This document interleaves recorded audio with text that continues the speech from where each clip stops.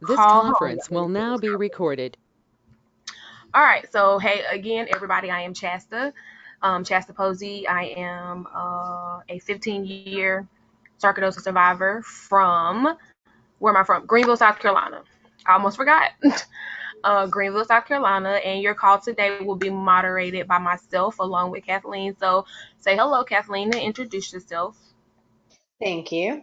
My name is Cathleen. I am a 10-year survivor of sarcoidosis. At this point, I have sarcoidosis throughout most of my body, including cardiac, bones, joints, all that kind of fun stuff, neurological happening as well, skin, lungs. Where else do I have it, Shasta? I'm forgetting everything too. Yeah, I think the only place that I don't have it right now is my eyes and my kidneys would be the easiest way to put where I don't have it. I'm also Yeah. from Long Island, New York with Frank, and I'll move on from there. Your turn, my love. All right, so we have some new people here today, and so Spencer, since you're brand spanking new, if you can go first and just introduce yourself and just give everybody a brief synopsis of who you are, where you're from, how long you've been diagnosed, whatever information you want us to know. You don't have to go in depth if you don't want to. Sure, no problem. I'd be glad to. My name is Spencer Erickson.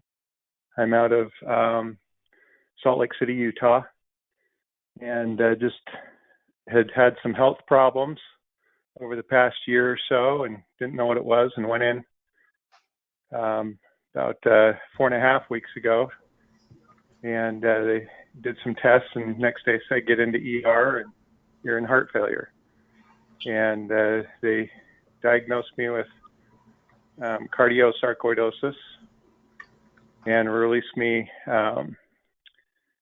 about 4 weeks ago, and I've just kind of been self-isolating. It's, basically got all my heart and lungs. They don't know how much, but definitely working on trying to get that figured out through this whole pandemic thing. So I'm kind of thrilled to hear you guys are 10 years into it and figuring things out. I'm looking forward to getting to hear a little bit more about that and how you guys are managing some of these things. As you can tell, I'm kind of short of breath. Wait, I have a ICD pacemaker installed that's keeping my heart going until we can get it into remission. But I'm 46 years old. I'm a father of 5 and married to a wonderful woman who takes great care of us. And had been a world business traveler, done business all around the world, and now kind of on hold for the next year or two, trying to figure out life and changes. That's where I'm coming from. Gotcha. Well, just know, like we've been saying for the last actually maybe 2.5 years, Frank started the whole "You Were Not Alone" campaign. So hey, you now have a brand new family. So unfortunately, welcome to the family. But fortunately, we are so glad that you're here, so that you will have a place where you can let go. Like I said in the post earlier today, if you want to scream, shout, yell, holler, vent, whatever you want to do, this is a place for that.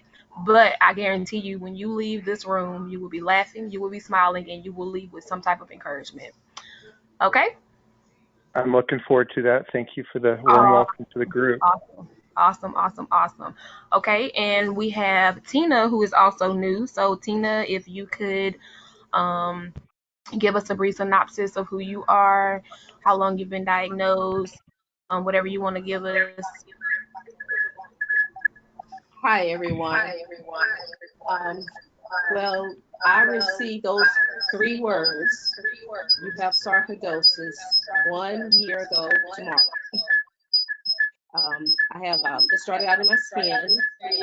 You need to turn your volume down a little bit. We're getting a lot of reverberation from you. Can you turn your volume down just a tad? Okay. Is that better? Yeah. I think that's, Okay.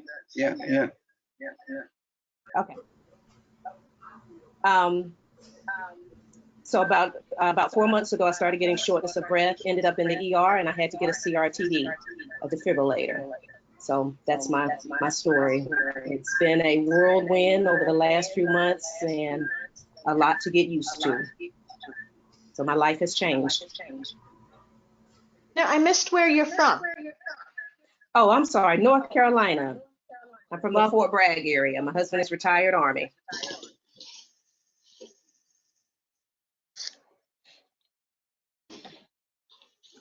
Okay. All right, there's Shasta. There you are. Okay. All right. Well, welcome, Tina. And that's the segue leading into North Carolina because one of our patient advocates who invited Tina is actually on the call as well. So, Jessica, you do have to talk. So, unmute your microphone. It is unmuted as of right now. So, go ahead, introduce yourself, tell us who you are, where you're from, and everything like that.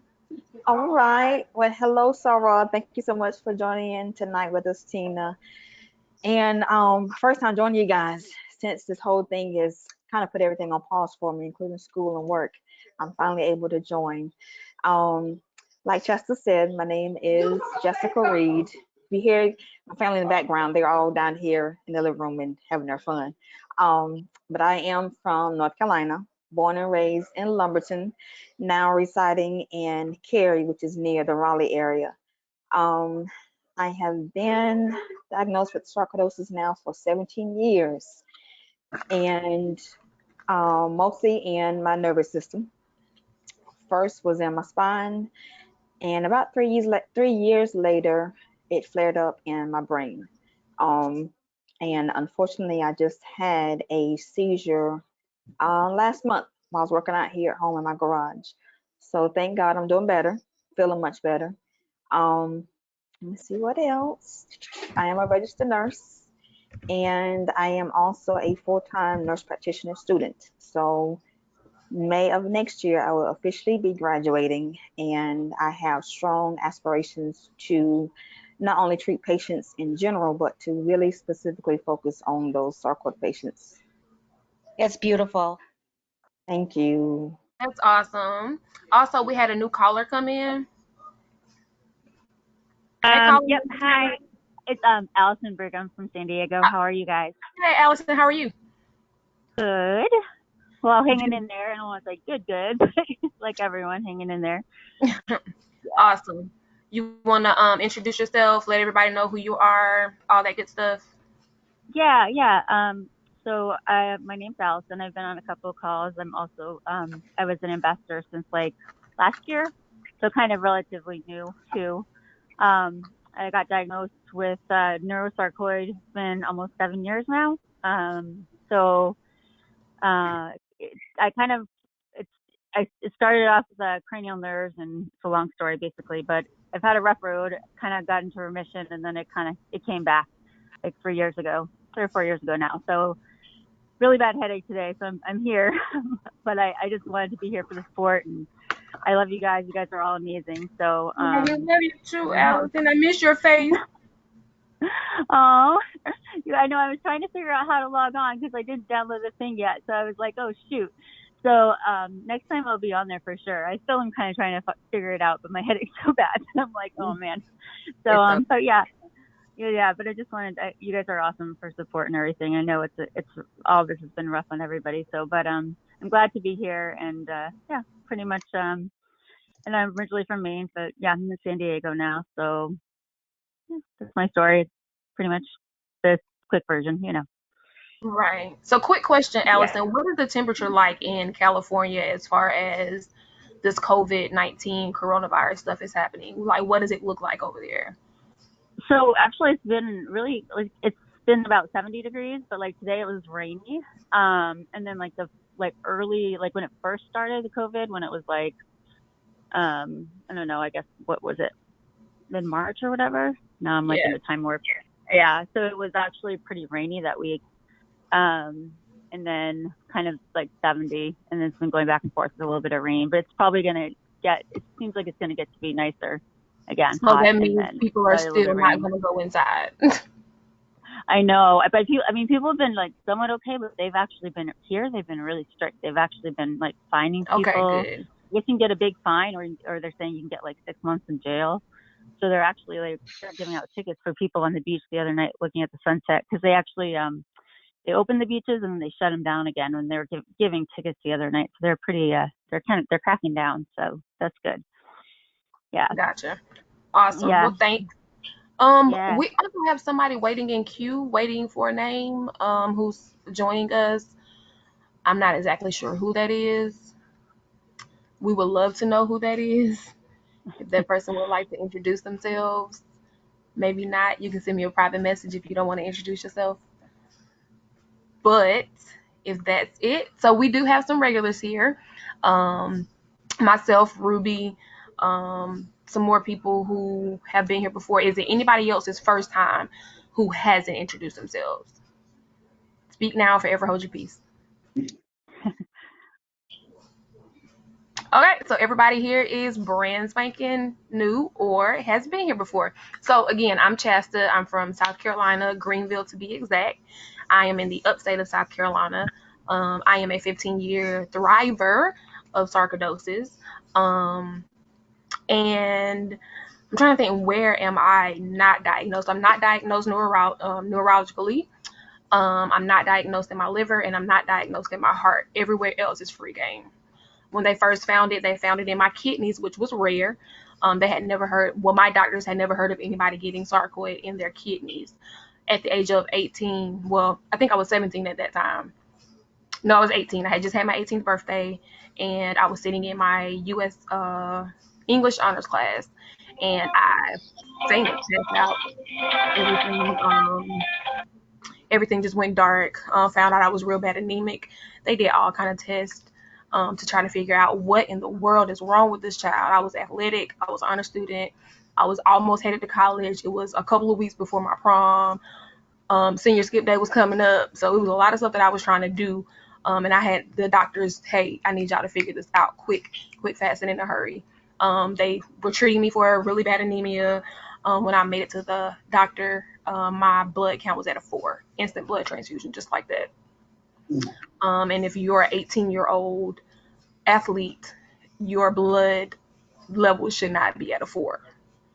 So things were rocky. I didn't think I would go off to college. Thank you. Went off to college. Yeah. Hey, Wendy. Shasta, sorry.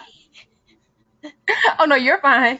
But when you're an 18-year-old student athlete and all that kind of stuff like that, your blood count should not be at a 4.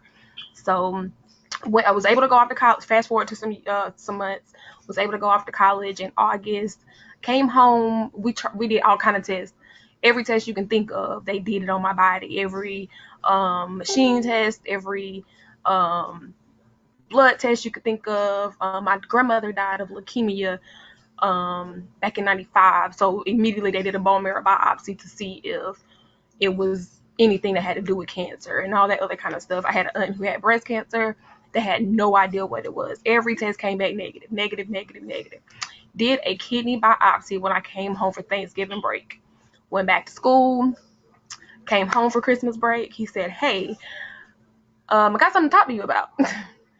January the 5th, my test results ended up on his desk, and it showed that I had sarcoid at the age of 18, a couple months before my 19th birthday. So it's been a journey, and I tell people I lead with this always because it's a part of my story. But I'm a 2-time suicide survivor, twice. A lot of people look at me and be like, "Oh, well, you're too bubbly, or you're too hype, and you're too, outspoken." Well, I haven't always been this way. So I've survived a lot, but now I'm in the process of being able to thrive with how life is. I've made the necessary adjustments, and I'm actually living life purposefully. I tell a lot of people I really didn't start living until I was diagnosed. I don't know what I was doing before then. I was just out here being a kid, being a teenager. I had my dreams, my goals, aspirations, everything lined up, what I wanted to do, who I wanted to be, and I have done absolutely none of that. Absolutely none of that. I've had to revert back to doing other things because I've adopted this new lifestyle, and this is who I am now. So I've had to adjust. It's not always been easy, but it's been an adjustment. So that's who I am. Thank y'all for telling me who you all were. What have you been doing? What have you been doing in the past couple of weeks? Because you're so energetic. What have you been doing? What have you? I've been sleeping. Well, that's good. And the reason why is because I do, of course, I do my sarcoidosis work, but I also work with kids. I help run the mentoring program at one of our local high schools, and I support kids all day, every day. So I'm always moving, always moving.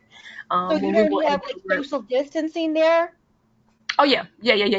So I have actually been home since the 15th of March.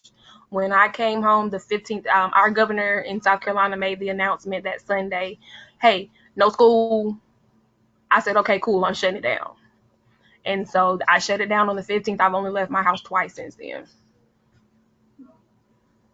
So I've been catching up on stuff that needed to be done around here, around the house. I have been reading material books and stuff that I've been meaning to read.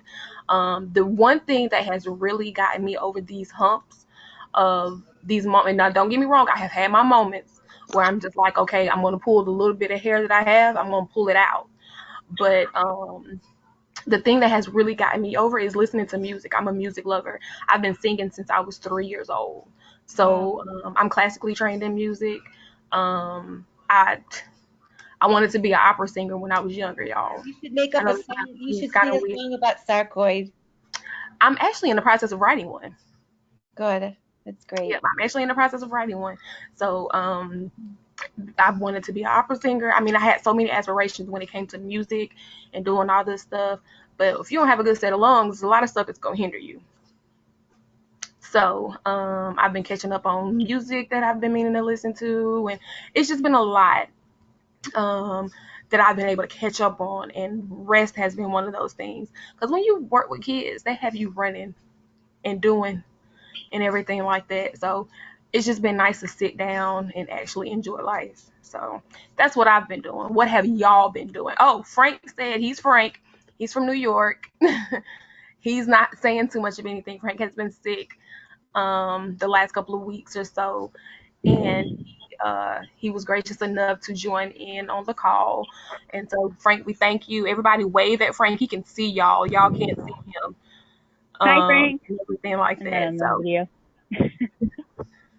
yeah. So what have you all been doing with the shutdowns, the lockdowns, the quarantining, and all that kind of stuff?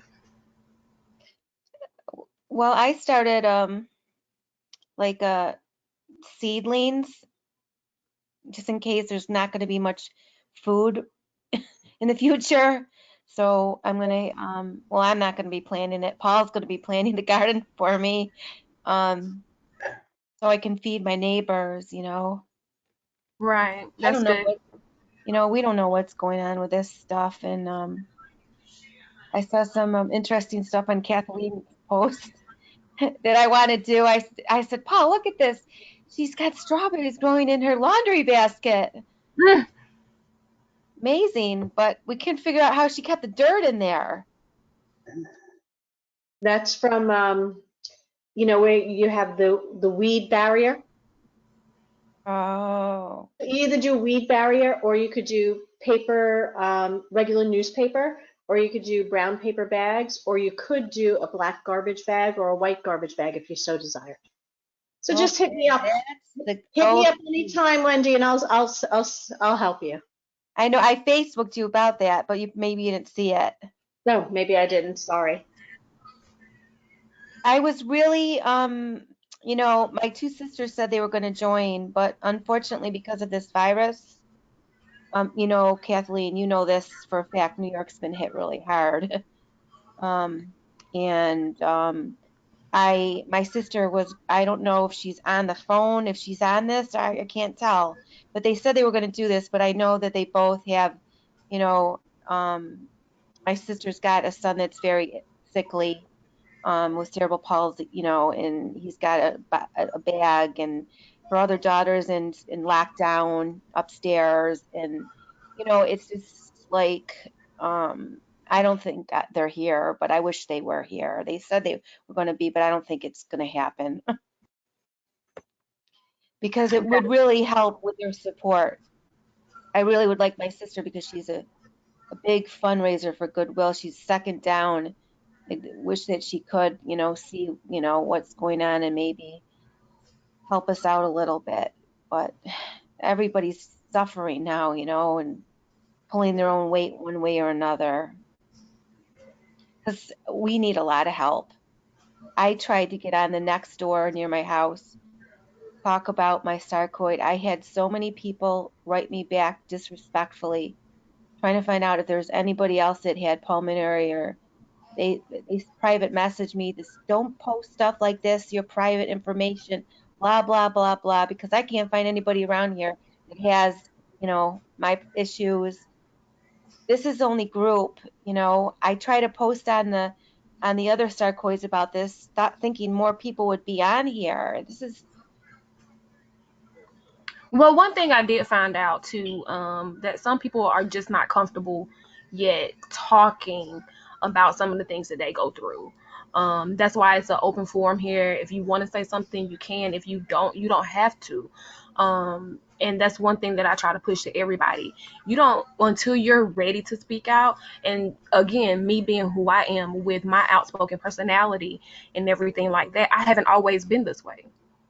When we didn't understand what was going on and how to, manage all this, because everything happened to me within a 3 to 5 years time span. My whole entire body changed.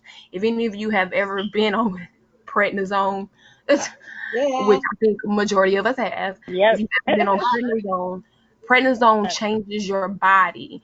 Not only does it change your body physically, it alters your mind, it alters your moods, it alters everything about your life perspective. And until everybody is ready, and some people are never going to be ready, some people just don't want to talk about it. Part of their coping is just being able to listen to everybody else, to understand that, hey, maybe I'm not as bad as I think I am. But at the same time, these are some of the same people who are going through what I'm going through, and I can draw inspiration and strength from them. Yeah, I mean, that's why I joined this, because this is the only way that I'm finding. I can't even get information from my doctors. It's just crazy. Wow. It is Yeah. really like Kathleen, you want to say something? nothing about sarcoid around here. Like in New York City area, they do, because they have all the firefighters that got sarcoid, and but it is ridiculous up here. It Now, is Yeah. just ridiculous. one of They the My say doctors aren't the my best in San doctors Diego do like either. Don't feel bad. who said that? Allison, I said my doctors aren't the best in San Diego. I mean, they're not the greatest. I had to go to Cleveland to see the doctors, to see Dr. Culver and Dr. Moss, because I wasn't getting very far here. Well, But thank God Allison, for them. I'm glad you brought that up because that has been an issue with me. I had to leave work permanently. Yesterday, I went and picked up some of my stuff from work. I was so depressed. I'm not on disability. I've been put on New York State Medicaid. And I don't know what's going to happen with disability. My lawyer makes 75%, and I think he's stalling because he makes 70% of my back pay, but I wanted to go to the Cleveland Clinic, and they won't see me because they won't take my insurance.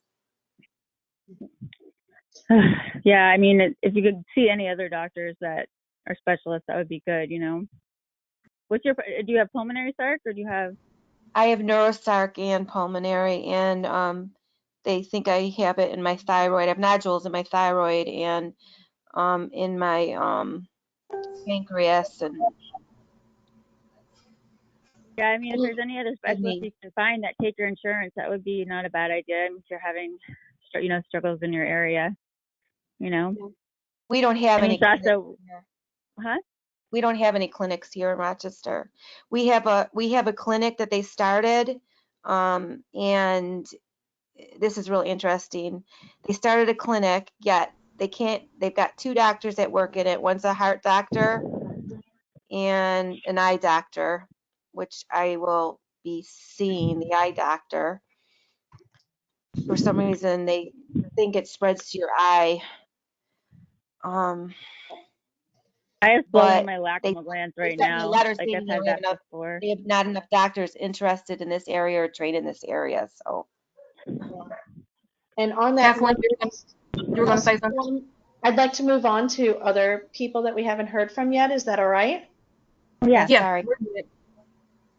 'Cause we haven't heard from Barbara yet. Hi, Barbara. I see Agnes is also on. Agnes moved. Mary just arrived. Hi, Barbara. Hello. Things are going pretty well for me. I'm just staying home. I did go out grocery shopping last Wednesday. Got lots of messages from friends saying you are not to go out. We will go grocery shopping for you. So I'm in for the duration, I guess. I do worry a little bit because my husband's considered an essential employee, so he's still out every day. So I just keep praying that he doesn't bring anything home to me. Thank All you, right, Barbara. sounds good. I saw Mary signed on too. Hi, How are you, kiddo? I'm doing all right. Hibernating, losing my mind a bit. Please don't lose your mind. Don't lose your mind. I won't. I'm just, yeah. No, I'm good.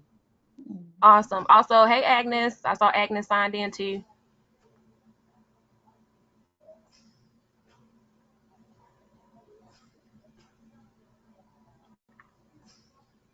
Is Agnes? Are you still there?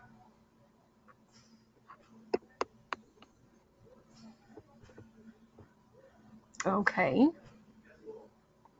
Maybe Well, Agnes, we can't hear you. it's the thing is moving like she's talking, and I don't think she unmuted her mic. Oh, well, it's unmuted on my end. Okay. Yes. All right. All right, Holly, are you here? Yep. Hi, how are you? Hi, good. How are you doing with everything that's going on with COVID and Corona and all that good stuff?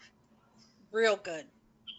Awesome. Are you isolated, quarantined, locked down? More so than usual. I get out and wear my N95 mask and go to get my prescriptions and grocery shop. That's about it. Hi I'm there. doing. How's everybody? Hello.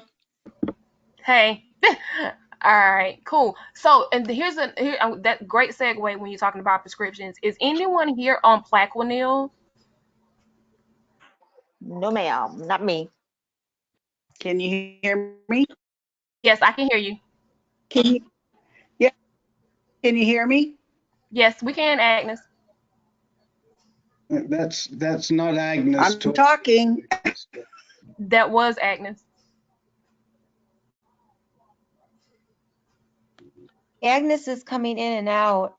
Yeah, I don't know what's going on. But yeah, is anyone on Plaquenil? No. I'm on here now. Okay, can you hear me now? Yeah, I heard you that time.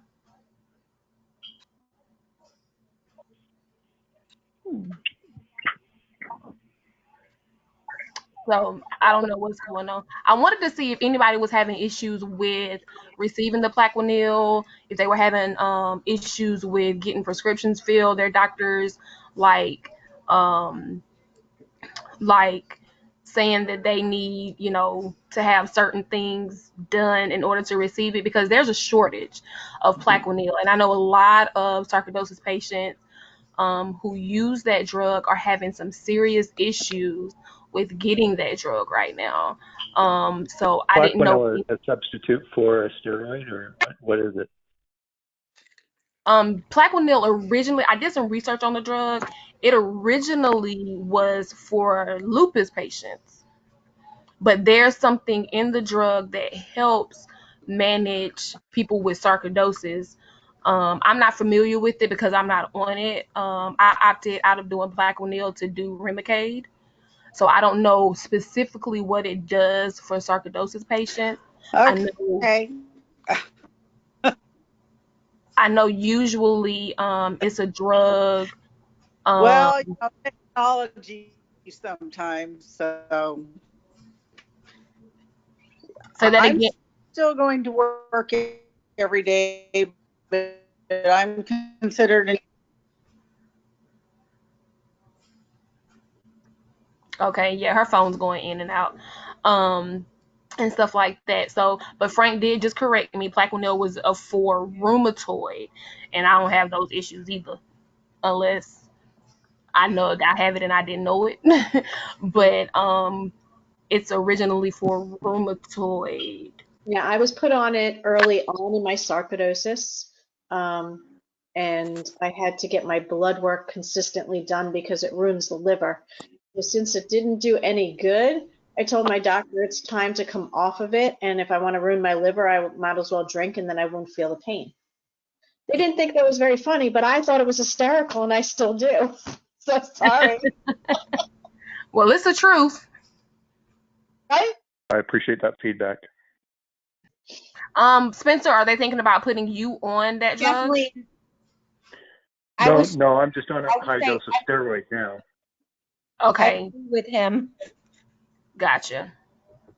They said that, as with everything, you can only be on something for so long, and then they looked to alternates, and they have a whole list of it, and that was on my list. So I just didn't know what it was or how they operated with it or what your experience was. But thanks for sharing that about the liver. So that's definitely important. Just trying to deal with some of the other side effects. I have a question for everyone, if you don't mind, if I can interject with one. I hear everyone on the phone, and I appreciate everyone's time. Being new to this and trying to just wrap my mind around things. You talk about getting it into remission. Some of you have been on it 10 and 17 years, it sounds like, and on this adventure. When they talk about getting it into remission, and it sounds like some of you have had it in remission and then it comes back out. I mean, what's the likelihood they get this into remission and then you end up having to deal with it? Is it just a lifelong process? Yeah, I don't know. I'm new too at this. Well, I'll answer that because I just celebrated my 8th year being in remission on yesterday. So basically, from my understanding on what my doctor said, I have a specialist. I have a sarcoid specialist in Charleston, South Carolina at MUSC Medical University of South Carolina.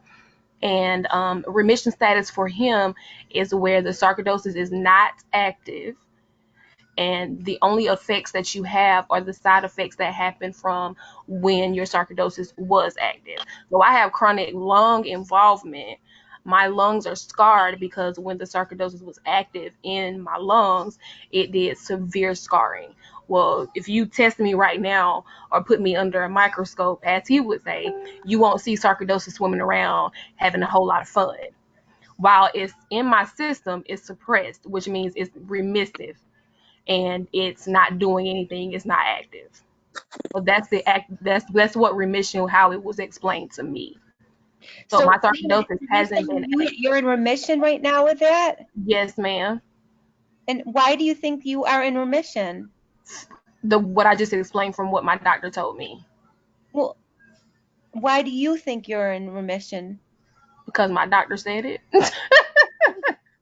And the reason why I say that is because I trust my doctor, because he is a specialist. He actually sits on our scientific advisory board for FSR, and all he does is sarcoidosis all day, every day. May I say something? Yes. Oh, I'm sorry. Does that answer your question, Spencer? Yeah, I just had one follow-up question for you because you talked about the scarring in your lungs, because that's what they're looking at with me. That they talk about my whole heart's encased in it, and my lungs, but to what extent they won't know until it's in remission, so to speak. And then if the scarring's bad enough, they said they have to do organ transplants. So that's why I was kind of curious about the whole remission process and other organs and whatnot. Well, they saw some of my scarring while the sarcoidosis was active. My sarcoid moved everywhere, because I actually have it in my eyes, if you can tell. And this is not to be, racist or anything, but I have what I consider my Chinese eye, and it's like more so on the closed side, um, on my right eye, and it moved. I mean, it moved quick. It moved from my kidneys to my bones, my joints, my muscles, because I'm in pain every day in my bones, my joints, and my muscles. And when they did the whatever the test is called on my bones, I can't remember right now, brain farts. They said that there was active sarcoidosis in my bones, in my joints, in my muscles, and all that kind of stuff. And they said it was very active. So when the scarring and stuff started with my lungs, I was walking up a flight of stairs. I was in college. I had went back to school. Yeah, bone density. That's it, Jessica. Thank you. No they problem. You're welcome. I was walking up a flight of stairs, and it was 7. I counted the stairs. It's 7 stairs. It was 21 stairs to get to the 3rd floor, because there's 7 stairs on each flight. And I got to the second set. Halfway up, I had to stop and rest, and I was like, something's not right. And the doctor literally told me, your sarcoidosis is extremely active, and the way it affected my bones, my joints, and my muscles is I developed Guillain-Barré, the Guillain-Barré syndrome. I couldn't walk for months. I had to do physical therapy, occupational therapy, because it attacked my body so aggressively. And they were able to tell all of this while the sarcoidosis was active. So I'm not gonna say that your doctor can't see it until the sarcoidosis quiets. You want to kind of stay on them a little bit, because you don't want it to get too bad to where it becomes detrimental. Does that make sense, Spencer? Sure, that makes great sense, and definitely appreciate that feedback. The part of the frustration now with the whole virus is, excuse me, I'm still coughing from the laparoscopy. I still cough up. It's not because I'm sick, but the challenge is just getting back into the doctors right now, because they don't want to see you. So you kind of get put on hold, and of course your minds wander, and you worry about the worst case scenarios of things. So, but it's just a challenging process. So appreciate everyone's feedback. May I ask a question? Hold on. Tina was next, I think. Oh, sorry. Go ahead, Tina. Tina, you had a question? Okay. Go ahead, Jessica. Spencer, could I ask you a question? Sure. And I may have missed this part, but you said you've been diagnosed for how long now? 4 weeks. Oh, 4 weeks. Okay. So if I can kind of explain it to you from a medical term, of course, we all know that sarcoidosis is an inflammation disease, means it causes inflammation in whatever organ it affects. So when the inflammation sets in that particular organ, it causes that organ to not function as it normally would, so to speak. So for me, what allowed my body to go into remission is when the inflammation was under control. Initially, of course, it presented itself as a tumor on my spine, L5 region. And I had to have back surgery. The doctors just assumed that it was cancer, gave me the whole spiel about chemotherapy, radiation, depending upon how everything looked after surgery. And of course, coming out of the back surgery, the surgeon did explain to me that the inflammation was wrapped around my spinal cord. So it was not able to remove the mass, nor even get a piece of it, so to speak, without causing a possibility of me being paralyzed. So that is when, after I was misdiagnosed with TB, took the TB meds, and they performed a bronchoscopy after going back, reviewing my scans. That's when they would diagnose me with sarcoid. And after finally knowing what it was, since I was not getting any relief from the TB meds, that's when prednisone came on board, so to speak. Mm-hmm. After being on prednisone for about 2 years is when sarcoid quieted down. And that's when kind of everything resolved, the inflammation was not bothersome for me anymore, but the inflammation became worse after my son was born, which is when it flared in my brain. And for me, they found it first after my daughter was born, and then found it again or in a flare after my son was born. So my question was, why do you guys always found this after I have kids? I wanted to have more children, my husband and I, and it was like, no, there's a possibility, you're going to have other problems in your nervous system, and we didn't want to go down that road. So we're perfectly content. Yes. Jessica, could that have been because did you go off your medicine when you had the kids? That was one thing that neurologists speculated, because of course the Keppra causes defects, but they were also thinking that my body, when a woman is pregnant, she makes all these extra hormones, her body becomes super powerful in order to carry that child, so to speak. So when I had my children, that's when my body was like, oh, it's going back to normal, but something's not quite right, is the way I comprehended it. But of course, there's so many questions still out there. We don't even know, what causes it. Everybody is different. Everyone who has sarcoid is different. Everyone who has it in that particular organ is different. It's just so many questions and so much confusion surrounding the whole diagnosis itself. Yep. But for me, my remission comes from the inflammation just being quiet. And after it flared in my brain, initially I had to go back on steroids, 60 milligrams every day, because it was just that bad. I mean, I was having seizures in my sleep. They were waking me out of my sleep. And that's the only thing that kept the seizures under control. And once I got to a point, after getting brain scans every 6 months, of course, to monitor the inflammation, once my neurologist saw, okay, I think we can wean her off of the prednisone slowly, and let's put her on Celsipt. Because the inflammation went down, right? Yes. Okay, that's the same thing that happened to me. Okay, and now they want me. I've been on the Celsipt now for 2 months. Go ahead. So the Celsipt now, it took the place of the prednisone, but now the Celsipt kind of keeps the inflammation low, so to speak. Wow. Because the prednisone is a powerful drug. It's a great drug, but it has a long list of side effects, which is horrible to go through.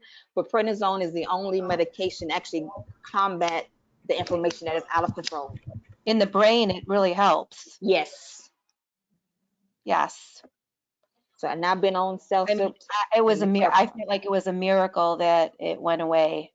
I completely agree, Wendy. Walk. Yes. Awesome. Well, I couldn't walk either.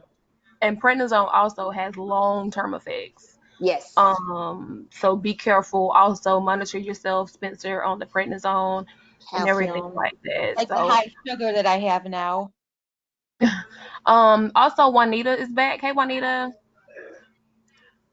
You gotta unmute your mic. Hi there. It takes me a little while to figure these things out. You're fine. If you wanna introduce yourself so everybody know who you are and everything like that. Okay.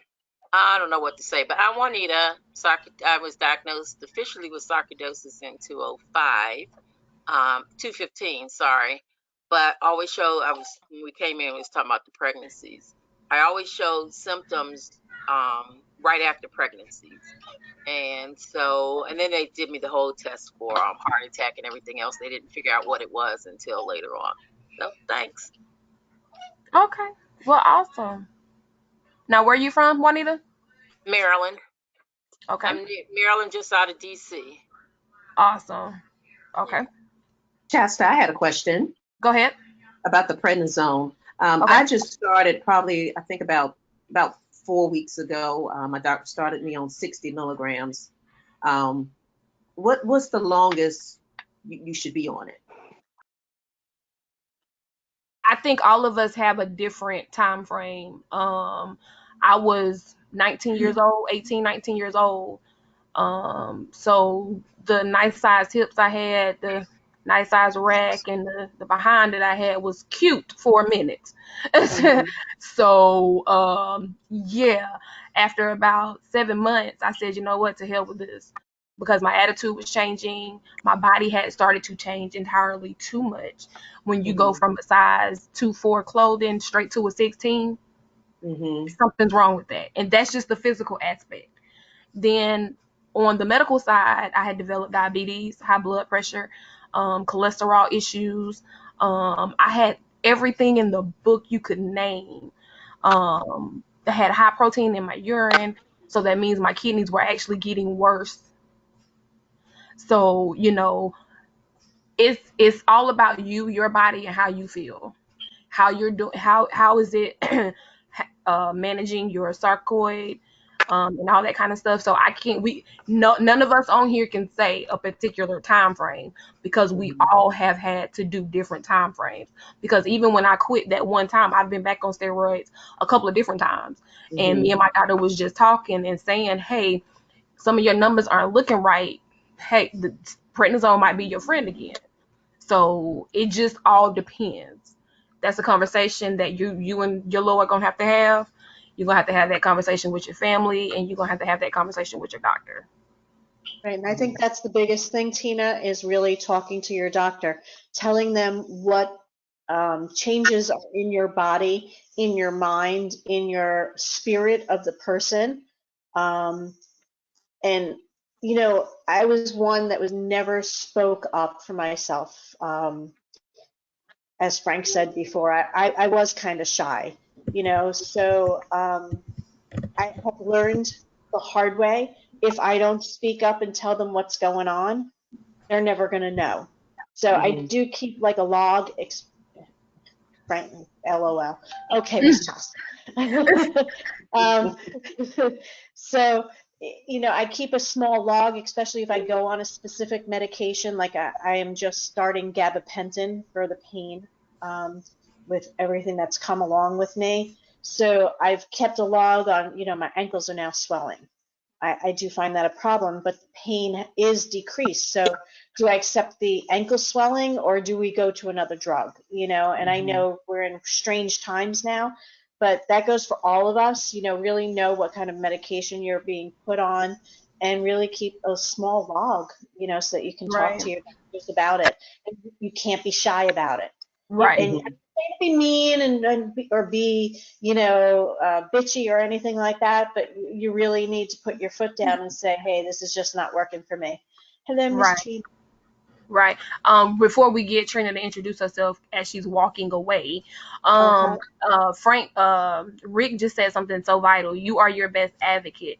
So you have to advocate for yourself. You have to, number one, know your new body, because your new body is going to take on a whole new personality. Once you get these drugs and stuff, any type of drug that you put in your system is going to be not only mind altering, but body altering. And it may not mess with your mind per se, but on the mental aspect of everything, just taking medicine, period, has everything to do. I saw you, Frank, Ancan, Rick. So you are your best advocate. That's why I always say keep the line of communication open with your doctors. Even if they aren't communicating with you, they have to write the stuff down in your chart, and your doctor has to say, well, if your doctor says something to you, well, I don't remember you telling me that. Write it down and make sure your doctor, he or she, writes it down in the chart, so you can go back and say, hey, I spoke to you about this on such and such date, so you knew about it. Whether or not they do anything about it and stuff like that, at least they knew. So if I'm having my right big toe is hurting today, I go to the doctor tomorrow and tell him. The next time I go to him and he says, well, you didn't tell me that. Well, no, you wrote it down. So not only do you keep a log, and that's why you always get a copy of your doctor's visit. They always give you a printout. Keep those. Those are very vital. Make sure everything is on that doctor's visit report that needs to be on there before you walk out of that doctor's office. And before you walk out of that doctor's office. All right. Who's that? Who's that waving their hand? Hey, okay, go ahead. Me? Yep, go ahead. I'd like to share a little bit of my prednisone horrors. Okay. I was diagnosed in the beginning of 2002, and I was on very high doses of prednisone for 3 years. And I just had very advanced cataracts in November. I could hardly see by the time I got on Medicaid. And my doctor, as soon as she did the first cataract surgery, she said it was obvious because of the way they had both matured at the same time that it was because of the prednisone and when they had matured. And I weighed 189 when I started prednisone, and by the time the 3 years was over, I was 255, and I've just lost 100 pounds in the last 4 or 5 years, over the last 5 years, and that it was all prednisone weight. So, well, a little bit of it wasn't because I'm lower than I was when I started prednisone. Yeah. And I turned gray right afterwards, totally gray. Which, I mean, some of that was age, but it rushed it along, I believe. And just general aging things. Holly, So, how did you get off of the prednisone? well, I went into remission. My pulmonologist at the time said he believed it was the prednisone. I do not believe it was the prednisone. Before I went into remission, that last year, I was a part of a study, a sarcoidosis study at National Institute of Health in Bethesda, Maryland, for a year. And I was on the dummy drug. So as soon as the study was over, I begged my pulmonologist to get the name of the actual study drug and put me on it. And he did. Wow. And I was on the real study drug with my pulmonologist for about, it's been so long ago, but I think I was on it for about maybe 5 months, and I went into remission. And I swear that's why I went into remission, because I started feeling better weeks after he put me on that drug.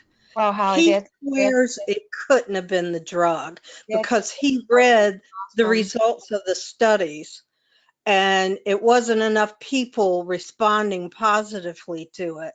He thinks it was just my time. But he had already given me the bad news talk about I had had sarcoid so horribly bad for 3 years, so it didn't look good for my future and all that stuff. And all of a sudden, just like that, I go into remission. Wow. I'm still believing it was the study drug, personally. And if my sarcoid's starting to come back. If it gets really bad where my new pulmonologist starts to say the P word, my enemy prednisone, I'm going to try and call my old doctors and figure out what that study drug word was, or do research on the computer of NIH studies and try to figure out what that drug was and get my new pulmonologist, try to convince him to put me on that. Yeah, because they just passed that right to drug thing where you can pick what drug you want to take or whatever, if it's on the market. That's good to know, because apparently it's a drug that's already out there because my doctor was able to put me on it legally. So it's something I can't, he told me what it was typically used for, and I can't remember what it was because it was so many years ago. It seems like it was a blood pressure pill or something. I can't remember. But anyway, I'm trying to wrap it up. I meant to also say that I'm bipolar, have been all my life, very bipolar, and I'm on lots of medicine. People say they don't realize I'm bipolar, but I say when I take my pills and people see me, I go, this is why you don't know I'm bipolar. Uh, so prednisone messed up my mental illness so bad that my pulmonologist in Reston, Virginia, which is Northern Virginia, knew my psychiatrist in Southeast Virginia very well. They were on the phone together every time my pulmonologist upped my prednisone because my mental illness would go out of sight. My mania would hit the ceiling every time he changed my prednisone. So I just wanted to say that too. If you guys think They didn't do you get anything a about little, it, right? I mean, if you guys think you get a little hyper with prednisone, you ain't seen nothing till you're a bipolar person that is usually manic. You ain't seen nothing. I lived with my mother-in-law at the time, and she had the cleanest house in America when I was on heavy doses of prednisone. And I just wanted Cool. to say, Go ahead, something Kathleen. to Bendy, who mentioned something to Holly. As far as the right to try, that's only if you're dying. You get the right to try any medication. Oh, really? Yep. Yep. It's So, not, if you're alive and well, they're not gonna do that. Sorry about right. that, Holly. well, No worries. Oh no, you're good. hopefully That's good to know though. my new pulmonologist will be as open-minded as my other one was and allow me to do that because it's not a new drug. It's a drug that's used every day in America. It's just used for something else. Yeah, Yeah, they may you not know, be able to prove but though. Kathleen, what about that? Because my niece has lupus and she got a drug that wasn't for lupus, but it's helped her like be in remission. She's just had her third child. I mean, I want to find a doctor like that because there's some drugs that I'm interested in. They're doing studies with. Um, I mean, it Most sounds. most bipolar drugs are what's it called when you have the pu- I don't want to say spasms. What when you fall on the floor and convulse? Seizure. Extra pyramidal. Seizure? Yes, when you have or seizure medicines. Yes, epileptic or seizure and Right. epileptic pills. Most bipolar pills are those. And one of my main bipolar pills is a migraine medicine. Yeah, so that's considered an off-label drug, and you can use, depending on your doctor, there may be possibilities of using off-label drugs. Yeah, and to back that up also, when some drugs are not um when some drugs are not FDA approved, quote unquote, for a particular disease or something, that's why it may sometimes be hard to get certain drugs because it is considered off label and all that kind of stuff like that. And some insurance companies, most of the times it's the insurance company that sometimes won't pay for those drugs. Just like my insurance doesn't pay for my Remicade, I have a grant that pays for it. So instead of my insurance possibly only paying half of it, the grant pays for not only the medication, they pay for my pre-meds and they pay my copay. So sometimes it's great to have an off-label drug because you can get assistance with those off-label drugs and not have to pay anything at all. Yay me, go me, clap. Yeah, I mean, I'm as a on doctor, Medicaid, you need to like and if the find that doctor for. feels like you need to be on something and they won't approve it, he can write in a letter and fight for it, and they approve. Always a way around everything. There's always a way around everything. These doctors, we were speaking on it briefly at the training that we had in DC. the way they put some of these codes in are some of the reasons why you don't get some of the help that you need. So you have to make sure your doctor has a way of getting around everything. Develop a relationship with whoever is your caseworker at your doctor's office, because if they diagnose you or they prescribe you a drug that your insurance company won't pay for, there are grants out there. There are avenues out there to where you can get any drug you need to get and all that kind of stuff. And that not only will your insurance pay for it, but if the insurance won't pay for it, you can get a grant for it. Yeah, So don't tell them that you you guys can can't put get that something. up on the. What do you usually? So I actually, this is it. I Hold unfortunately. on, Wendy. Go ahead, Allison. Oh yeah, I was gonna say. So I actually, interesting story. So I went and saw Dr. Culver. He recommended Humira. So we tried for months, like from May through September, to get it authorized through my insurance, and we couldn't get it authorized. Like so many appeals, appeal after appeal after appeal, and it was just so discouraging. Like I just was giving up. Yeah. And I started to have GI problems at the same time. And so I started to go through different tests and had a colonoscopy, and I got diagnosed with Crohn's. So got prescribed Humira. So now I'm on Humira for Crohn's, and that's the only way I was able to get. So I don't want to say thank God I got Crohn's, because who wants to have that? So now I'm on Humira for that. But it's like, I don't, now it's been kind of helping with the Crohn's, but helping with my sarcoid more so. But it's like, I don't know if they're gonna want to switch me at any point for the Crohn's, which would be unfortunate for my sarcoid. But at that point, what do I do? It's like, so there's grants and options out there. So how do you find the grants? Like, are they online or? That's why I say develop the relationships with the caseworkers at your doctor's offices.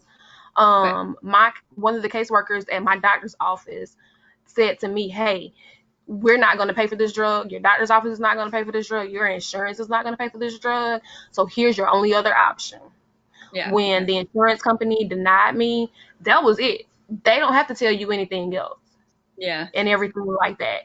Also, Frank said most pharmaceutical companies have grants. And also, the drug company itself, whatever drug pharmaceutical companies makes that drug, they have what is a scholarship program, sometimes, and all that, and you can go to those websites and apply for those grants. And apply for those scholarships and all that kind of stuff like that. So really quick, Norman, you want to say hey to everybody? I know you don't normally talk, but you want to say hey to everybody? Hi, can you hear me? Yep, we can hear you. Okay. Well, I was trying to ask before. I'm on prednisone myself. You said you gain weight from it? Is that right? I didn't know that. Lucky you. Again, everybody's body is different. Prednisone helped me develop an appetite. So all I did was eat while I was on prednisone. So of course, naturally, when you eat and you don't exercise, you gain weight.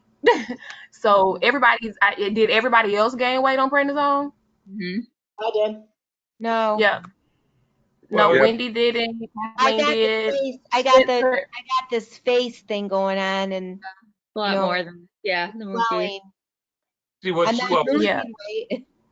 what's difficult now is I'm in California, so I've been basically at home I think about a month now, and we got to wait till the 30th. So you're at home, and I'm not used to being at home all the time like this and munching, and I'm not doing my exercises at the gym. So Norman, when we have our call in May, I'm going to look at your face and see if you have that pie face. This is terrible. Pie face. Right. His name is Norman. But listen, he can he can do physical therapy online now, and do it in your home to get some. You got to get some exercise going. I don't care if you can't even walk. I couldn't even walk, and I'm walking now. You got to get your heart moving, your organs.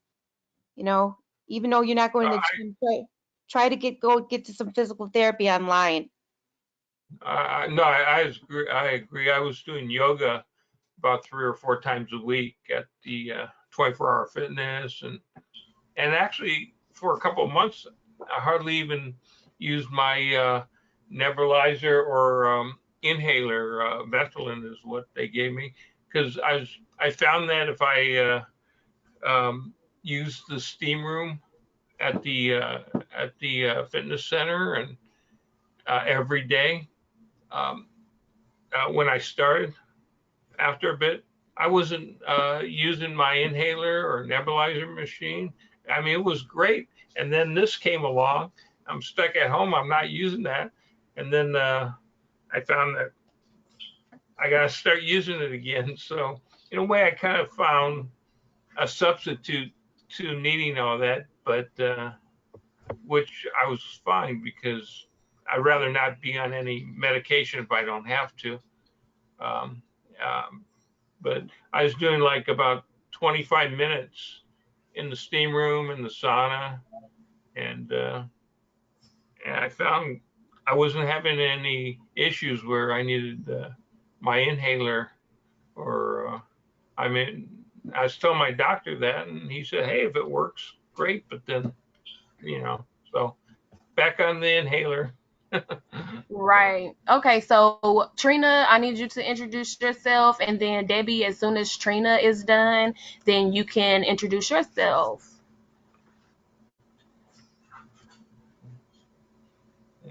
Hey, Trina. Hi, how Hey. are you? I had it on mute. I'm sorry. Hi, my name is Trina Massey Davis. I'm based out of here in Georgia, specifically DeKalb County. Been diagnosed with sarcoidosis for over 20 plus years now. My platform and my motto goes hand in hand. It's basically reaching out to others to see how I can help and how can I assist with being more knowledgeable. With that being said, I don't know about you all, but I feel a difference in our air quality.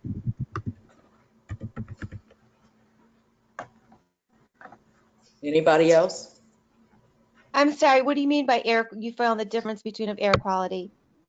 I have noticed that, like, when I get up in the morning, which is roughly about 7, because right now I'm teleworking, and if I step out on the porch, it's brisk, it's cool, I can deal with that. Then later on, maybe around noon, the sun is not even out here lately, the last couple of days, it's okay. By 5 o'clock comes, still the weather has not changed, and it's very stuffy, almost like a stagnant to the air. So I don't know if anybody else is dealing with that. And by the way, I have pulmonary sarcoidosis. Where do you live? Georgia. Oh, well, I'm in LA, and the air's cleaner. They say it's the cleanest air now. Oh, wow. I can believe that. Yeah, less pollution. Yeah, nobody's driving. Right. Yeah, that's what they were saying here in South Carolina also. This is the cleanest that our air has been. Now, if I can get pollen out the air, my life will be a whole lot better, but I can't do that.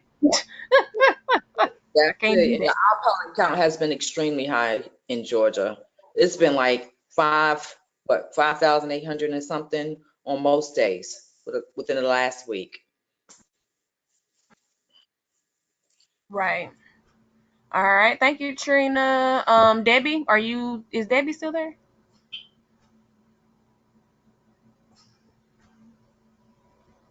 She's still muted. Oh, do it again, Debbie. Oh, she left. Okay, Mary, you had something else you needed to say?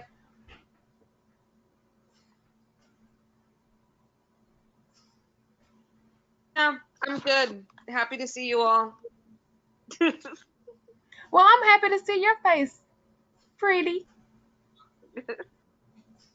All right. So, quick question before we let you go. How's everybody feeling about COVID-19?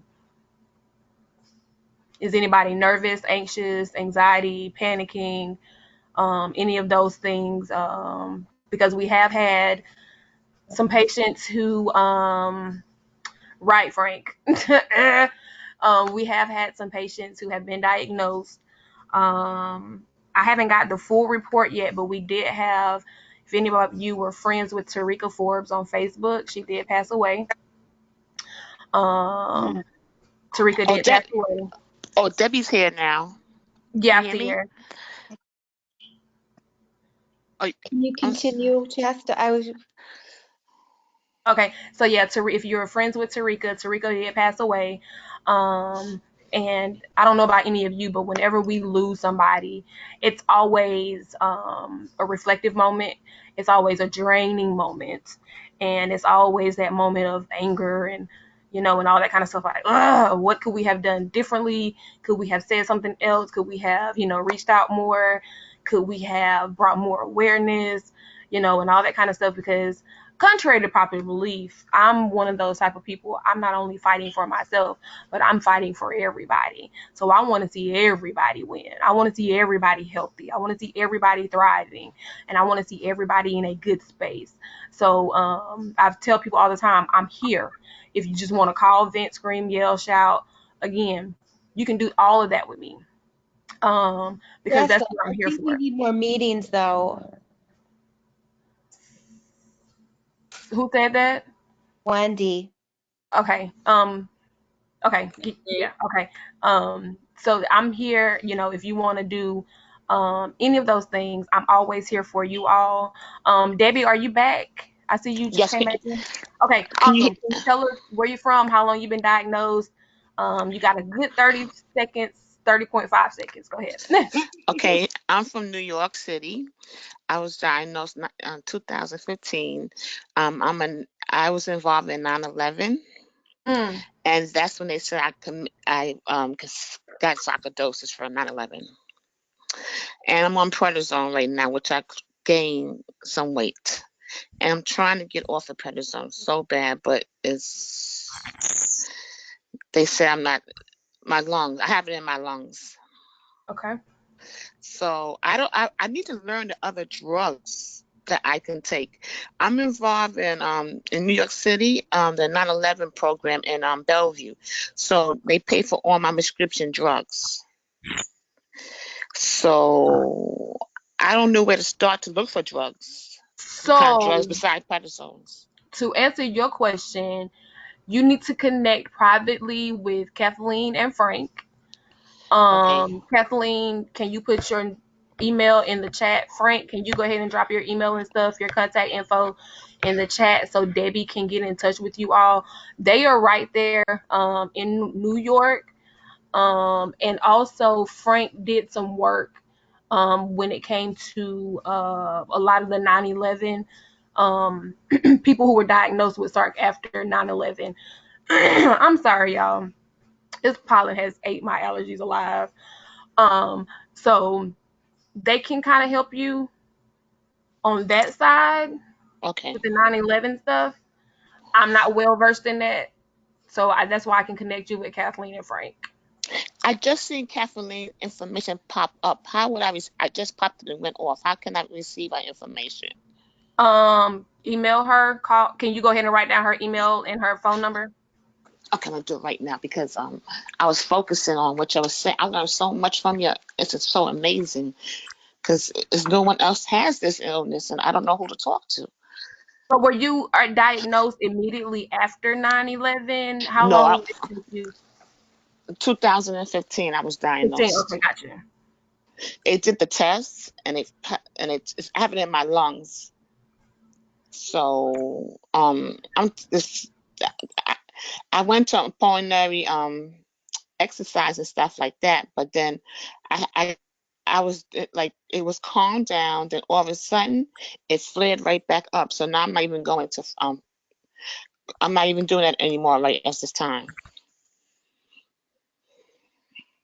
Is it from all that dust from the buildings falling that caused the sarcoidosis? Well, I worked in the morgue session, so I don't. It says in my lungs, so I don't even know how I got sarco. Norman, Mm. that's what they're thinking. There's many 9/11 responders that have come positive for sarcoidosis, and they're pretty much most of them are located at the Mount Sinai hospital. Okay, because I go to Bellevue. That's where my doctor's located. But right now I can't even go there because of what's going on with the epidemic. with the pen. So I need to see my doctor. I'm trying to lower my sarcoidosis. I mean, my steroid medication. Because the steroids messes with your mind. It really it makes you stress, and it's a nasty drug. It's a very nasty drug. But that's the only. I'm scared of my liver. My other parts of my body might be affected. Yeah, so Debbie, Can you my try to contact your doctor and call him, Debbie, and go online with him? Right now, he said he cannot speak to me right now because of the he works in. Right now, New York City, the Bellevue area is where everyone's shipped to with the virus. So I can't even. I'm not even going nowhere near Manhattan. I live in Long Island. I'm not going nowhere near Manhattan. No, you can do it online, and there's got to be somebody in his office that's taking over. Okay, Yeah. I'll try that. Thank Debbie, you. reach out to me. I have a few ways for you to get in contact with him. It's Kathleen. And Okay. Frank can also help you, but Frank's not feeling well right now. So Frank, I got this. Yeah. Yes, I've been praying for you, Frank. Right, Kathleen. That's what I'm getting ready to say. Frank is Superman, but right now Clark Kent needs some rest. Okay. He really does. So And reach out to Kathleen. Yeah, because Frank and we're on Facebook friends, Frank and I. Good. You can Facebook me as well. I can help. So Frank was just tested positive finally after 2 weeks with the virus. So yeah. So just Debbie, really reach out to me. Ignore him right now because I'm going to tell you to that. And Frank, you can yell at me later. It's all good. I'll be praying for Frank. I'll be praying for him. Yeah, Frank yells at me at least 2 to 3 times a week. So yeah, I'll take the blame on that one. Don't call him. Don't email him. Go ahead and reach out to Kathleen. Go ahead and reach out to Kathleen. And again, when Frank's all better, we can send you back there. Okay. Okay. Right. Trust me, we need Frank just as much as everybody else does. So, Kathleen and I are really relying on each other in these moments because Frank is a rock for a lot of us. And he's the reason why all of us are here. So, Frank, we thank you. We appreciate it. Clap, clap, clap, clap, clap. But, buddy, you need some rest. Yeah, rest. Chasta, I have a question. I have to go get my blood test done like every 2 weeks. It's hard for them to get my blood. It's like they have to, I don't know why they have so much trouble, but they have like 4 people try to get my blood at the blood places. And I'm so afraid of this virus. You asked me if people are afraid. I'm afraid when I go there, I'm going to contract it. Because they're okay, so hovering over me, they can't get my blood, and they go this arm, they go in this arm, they go, and then they finally get my blood finally. And I don't know if it's because I'm on the prednisone or the cells. I need help. Does anybody know that? Are they using a butterfly needle when they're drawing your blood? Yeah. They try all different sizes with a butterfly. And how's your I can't get it with a regular one. Are you drinking water or something prior to going in having your blood drawn? Yes, I am. So you're definitely hydrated. Yeah, but I'm swollen all over from the prednisone cells up. I don't know what is going on, but it's scary to me when I go in there because I'm like, they're poking me, they're putting the stuff down on the counter, they're bringing somebody else in, they're changing their gloves, and they're all like, oh, I'm so sorry, I'm so sorry. They don't want to get close to me either, to be honest. Do you have nurse services with your insurance? I don't know. I have Medicaid now, so I don't know. Wendy, the best thing to do is call the back of the 1-800 number and find out if you do have nursing services that can come to the house. Yeah, that's what I was going to say. They come in the house, you know what I mean? They're coming in, spreading their germs. I've been having like mail order stuff come in the house. You guys all know what I'm talking about, right? Yeah, but unfortunately, we do need our blood taken. We do need to see doctors wherever possible, regardless that this is going on. So we can't skip it? No. I'm not going anywhere. I don't leave the house. I see all my doctors over overtell it. Like because I'm very susceptible to viruses, so I have to stay home. Like I don't go anywhere. I just walk the dog. I mean, that's just me though, because I have other conditions too. I have an IgG deficiency and other things, so it's like I have to stay home. But it's unfortunate because I can't get anything. I can't do blood work. I can't do other things. So I just like literally, all my doctors are like, don't come to the hospital unless you need to be hospitalized, pretty much. Yeah, they told me Yeah, that. Frank just said that Medicaid does cover it, the nurses' services. So you need to go ahead and reach out to your insurance company, and let them come in and do what they need to do. Yeah. Do you remember, Wendy, that the nursing services are taking this extremely serious as well? So their people are tested as far as whether or not they have fevers and things like that. I understand that people can be asymptomatic, but maybe if you have a mask and you have that person with gloves on and they they put on their gloves when you open up the door and they have a mask on, maybe it'll make you feel a little bit better. And then spray it down with Lysol. Or else they can do it outside, right? True.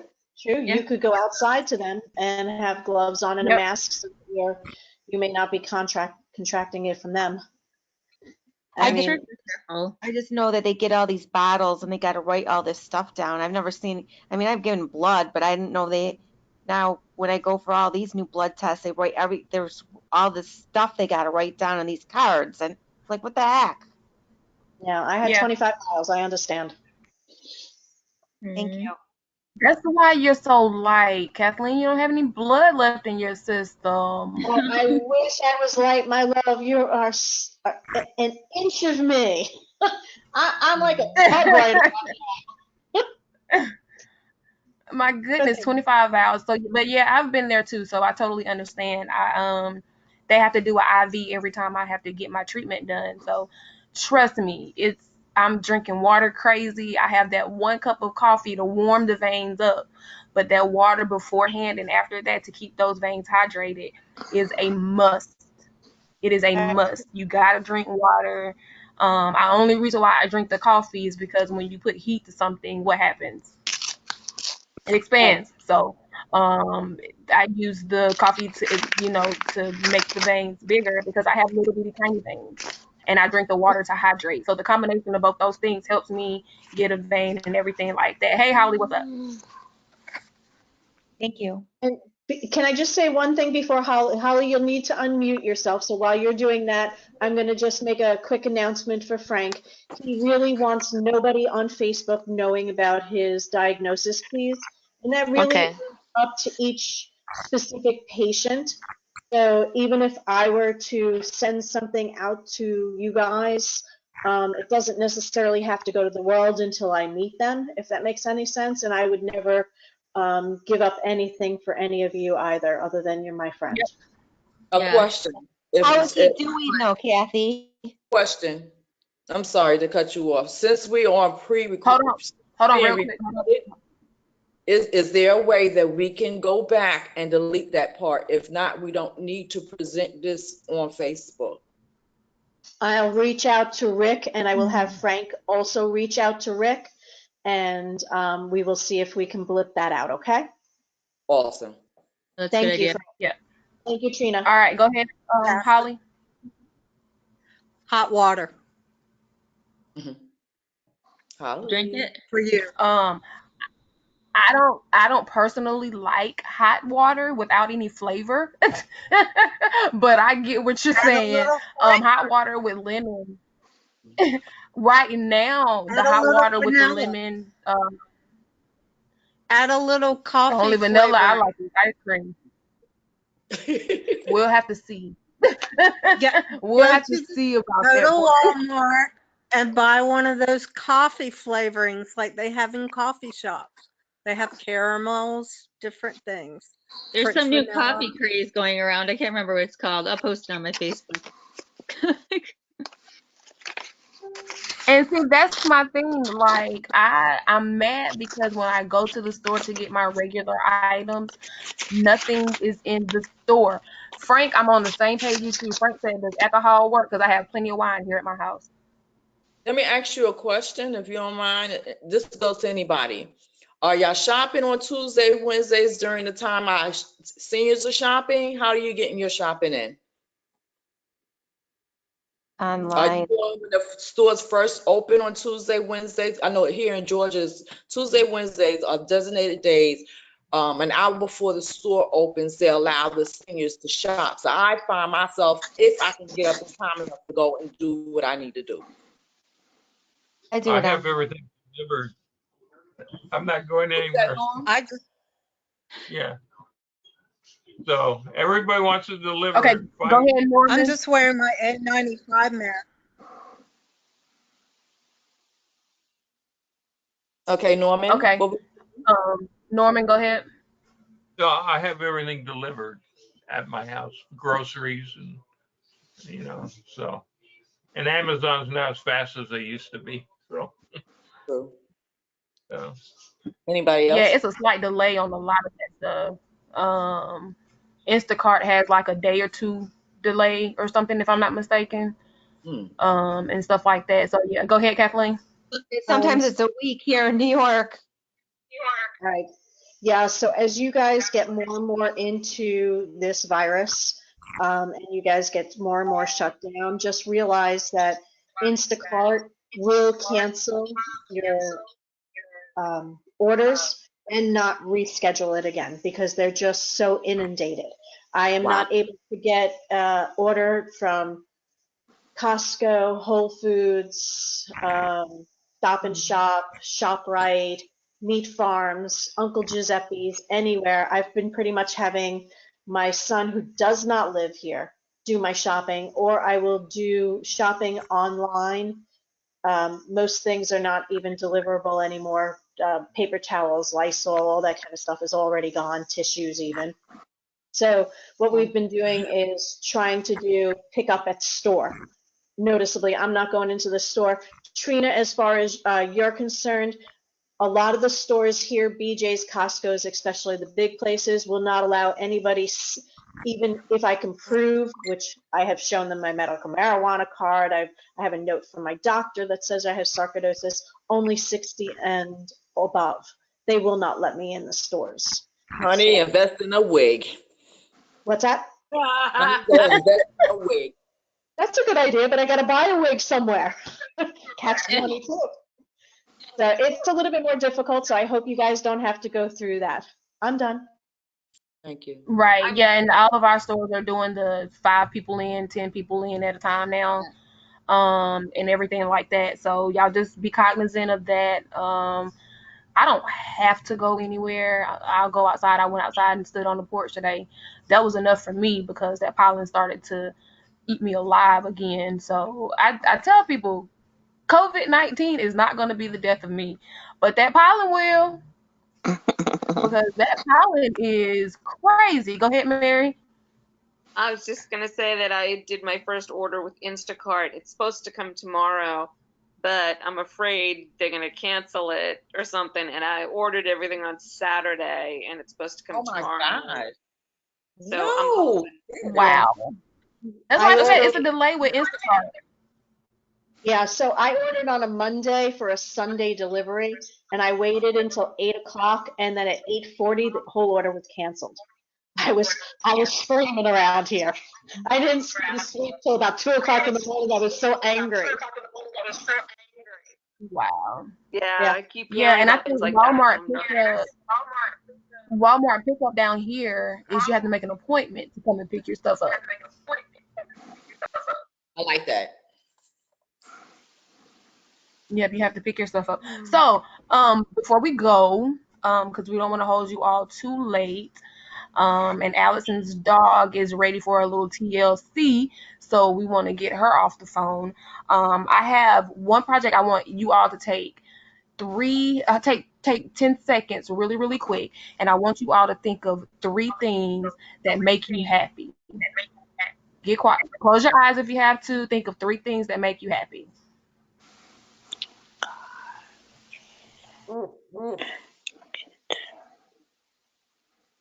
Okay, so you got your 3 things in your mind? So those are your 3 things for today. what I want you to do for the next 21 days, I want you to pick 3 things that make you happy. I want you to, number one, do those things. Think on those things first.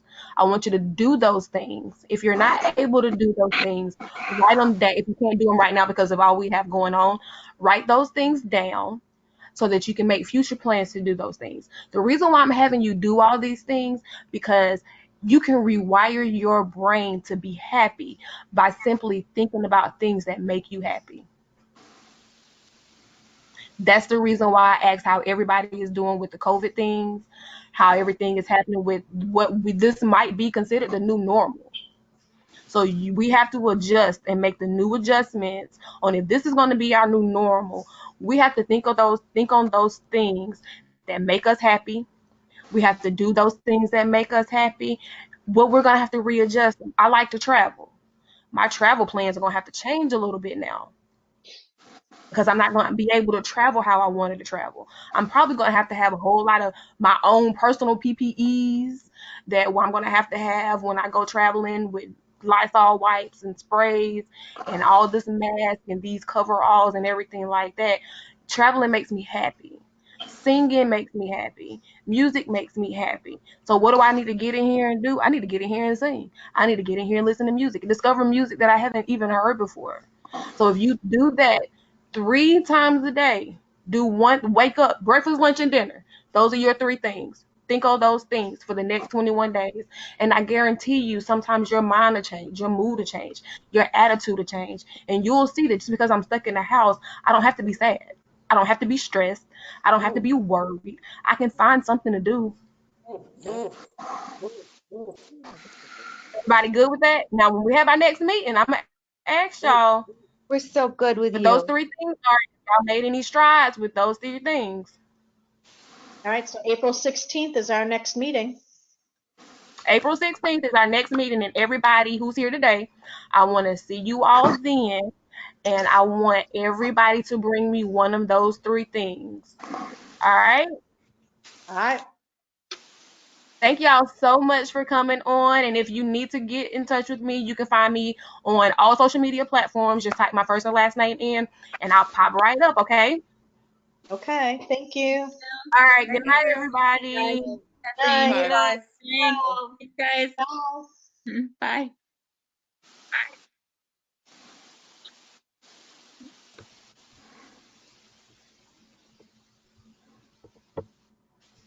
Oh, that's Catherine. Debbie, hi. Kathleen?